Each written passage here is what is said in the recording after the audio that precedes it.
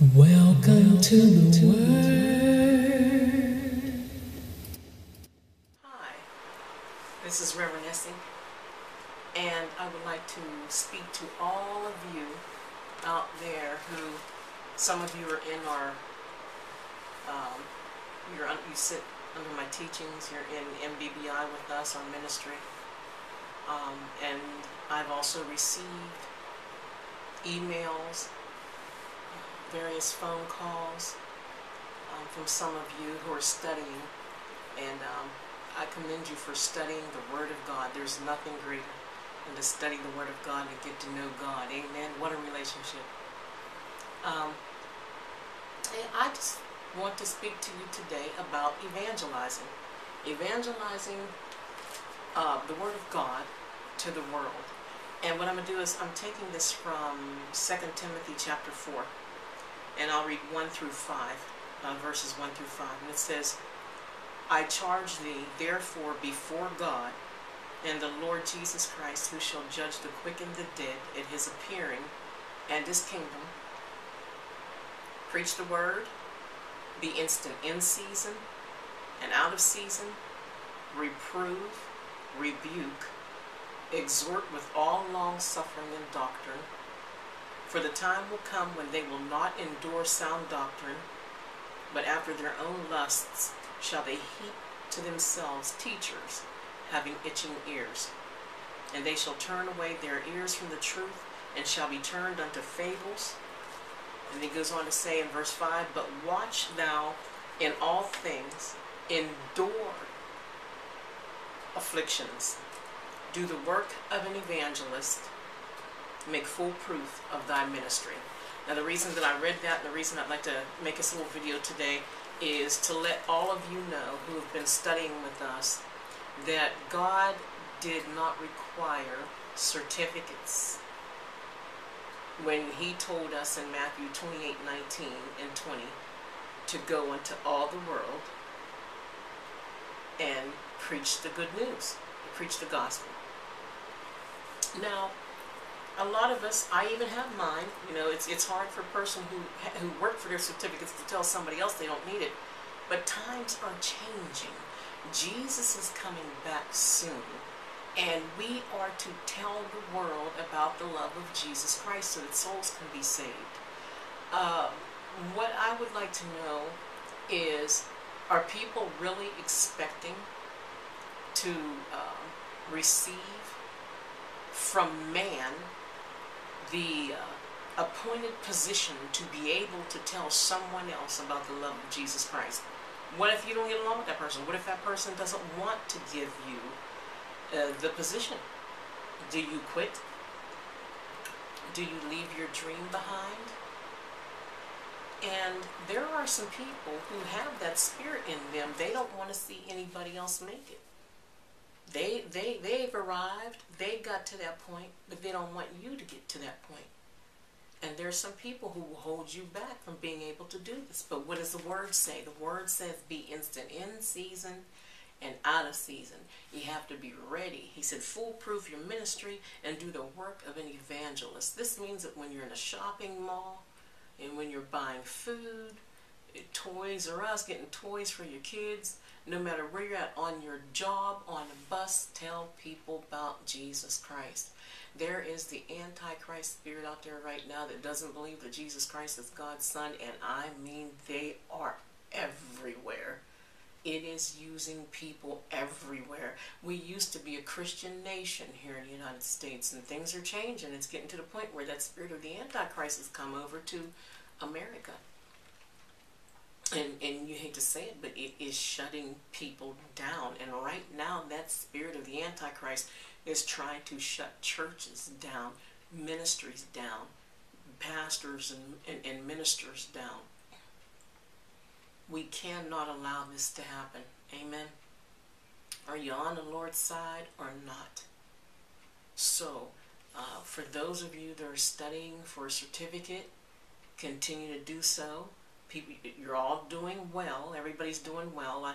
I send those lessons out on a sort of individual basis. I work with people on an individual. It's the Oxford method, where you work with people on individual basis, and I enjoy it. It's our lessons are going on all over the world. We're not the greatest, but we're getting the word out. Amen. That's all that counts. Get the word out.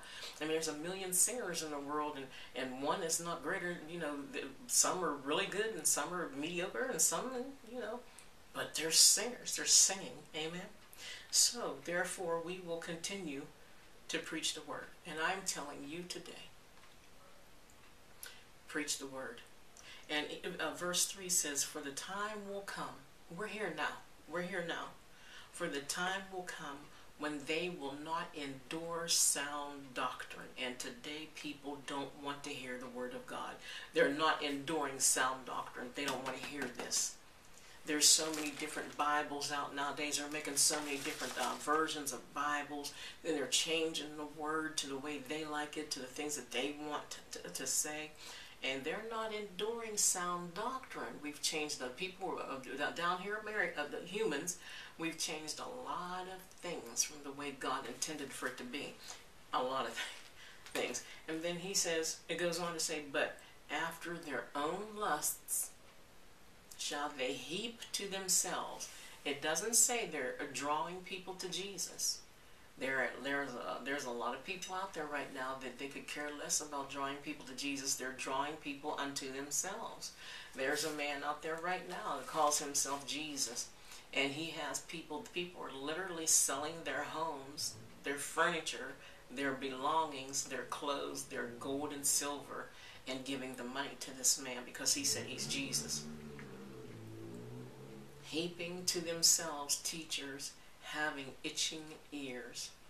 See, man wants to always be better than the next man. So you have one that gives, and then the other one finds out that they gave something, so the other one gives. Then another one gives. Everybody's trying to outgive each other to play favorites, see? When Jesus died on that cross and shed his blood for us, he didn't play favorites with anybody. He died for everybody, the good, the bad, and the ugly. Amen. The black, the white, the brown, the yellow, the red man. He died for all of us, the white man. He died for all of us. Amen. He shed his blood for the human soul, period. And he wants you to tell other people what you have learned. If you have a testimony and God's been good to you, he wants you to tell other people. He wants you to tell. Listen to what I'm telling you. Jesus wants you to tell other people about the goodness of the Lord. I don't care how shy you've been. You know, shyness can actually be a sin.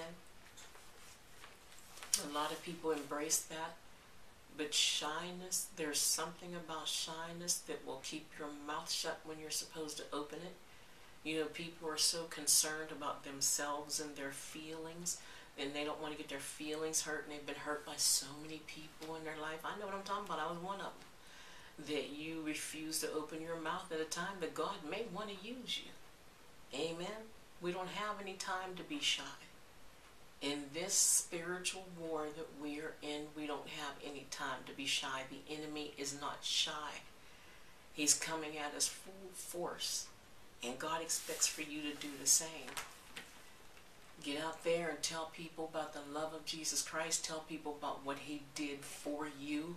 You're going to have people out there that will not believe. Their minds are seared. Their hearts are shut. They will not believe. So you have to convince these people, if you have faith in God and you love Jesus, you should be able, through the Holy Spirit, definitely find a way to tell these people about Jesus Christ and about how good he is and about how he loves us and what he's done for you. Now, you throw that seed out. You can't make that seed grow. You have to let the Holy Spirit water it and nourish it. See, once you plant that seed, they'll learn on their own. See? Okay? So don't take it up on yourself. Don't say, well, it's been 2 months since I talked to so-and-so, and I don't see too much of a change yet. Just keep praying for them. Somebody prayed for you. Amen? Amen. But watch, the last verse says, but watch thou in all things, be a watchman. Watch thou in all things, endure afflictions. You are going to go through something.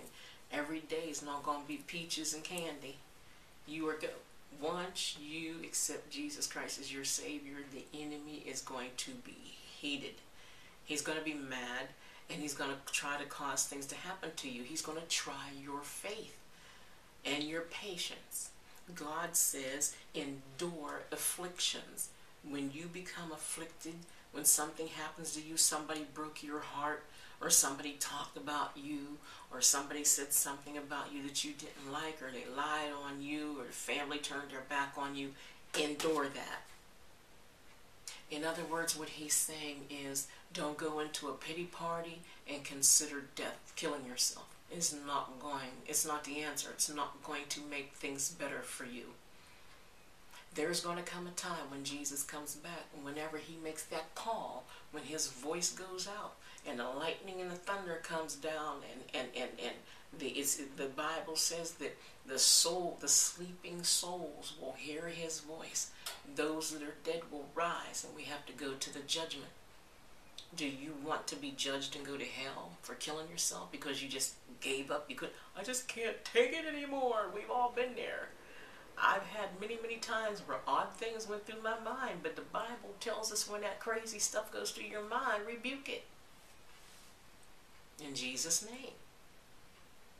The Bible tells us, think on these things. Think on everything that is lovely and pure and just. Amen. Think on heavenly good things. Yes, change your mind in midstream.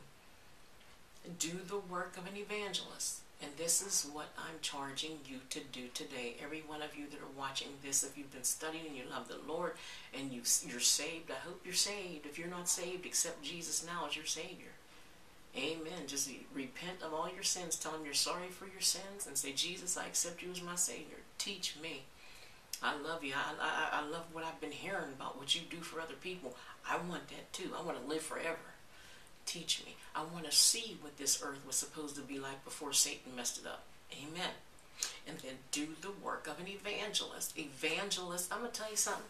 A lot of evangelists I know, they don't have credentials. There's a lot of them where their car breaks down on the way to where they're speaking. They have to catch a taxi or call somebody to come get them. They have bad motors, bad cars. A lot of evangelists I know can't keep their bills on. They have a hard time keeping, they're not the richest people that you'd ever want to meet, but they're the sweetest people. They're wonderful people to know because they have Jesus here. They have the Lord in their heart. They have a hunger, they have a burning to go out into this mad, mad world and tell people about Jesus Christ. That's an evangelist. Notice I didn't say apostle. I didn't say pastor, preacher, teacher, deacon, bishop. I said evangelist. We are evangelists, every one of us. And if you've been telling people about the love of Jesus Christ, you are one too. Amen. And lastly, I'm going to tell you, I had a cousin, Bunny. Her name was Bunny. And Bunny used to always say to me, and I couldn't understand what she meant by that. When she kept saying it to me, I was going through Bible school at the time. And I was called into the ministry, and she kept saying, she said, Esther, they call me Essie. Essie, she said, foolproof your ministry. And Bunny was the kind of person, she didn't talk you to death. She was just like real, she had a sweet nature about her. And when she said something to you, you captured it and tried to figure it out. And it took me years. I couldn't understand, why does she keep telling me to foolproof my ministry? That is because we are from the same hometown, and we know how hometown folks can be. Oh, Susan, she calling herself being saved and preaching the word. I don't want to hear nothing from her. If you knew Susan like I knew Susan. See, my cousin was trying to tell me that I was going to go through a lot of stuff and people would not believe in my ministry. And to this day, I have people that, as long as I've been in ministry, over, 25 years, around that area, I've been in ministry for years, and to this day, people still knock me and say, I've had people tell me before recently that oh, you're not a minister, you're not a real preacher. I had somebody tell me, you ever notice when people get mad at you, they say two things. First thing they say is, oh, you think you're better than them, and then the next thing they say, you're not a real preacher. That's not what God said. Amen. I am, regardless of the titles that there is out there, I'm an evangelist. I evangelize the Word of God, and I wouldn't change it for the world. I love it. God did too much for me to quit on Him. He didn't quit on me. What I did was, all those years, I found out what my cousin Bunny meant by that. Foolproof your ministry. Study this thing. Study, read, fall in love with it, study it. Ask questions. Amen. Find out about why the books are written the way they're written, why they're spaced the way they're spaced, what that means, the beginning, the end. And don't be afraid of Revelation. Get into Revelation a little bit and use the dictionary. And that's what I did. I studied this word. And I'm not the best, but I know how to rebuke the devil. I know how to resist the devil so that he can flee from me. Amen. And that's what I'm telling you. Study to show yourself approved, so that you will be able to resist the devil, so that he will flee from you. And that's my word. Amen. 2 Timothy chapter 4, verses 1 to 5.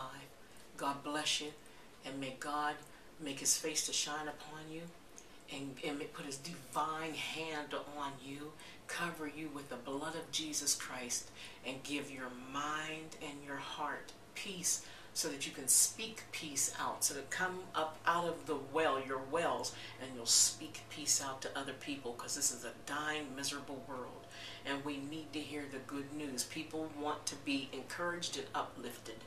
So I charge you today, in Jesus' name, go encourage somebody. RevEssie signing off.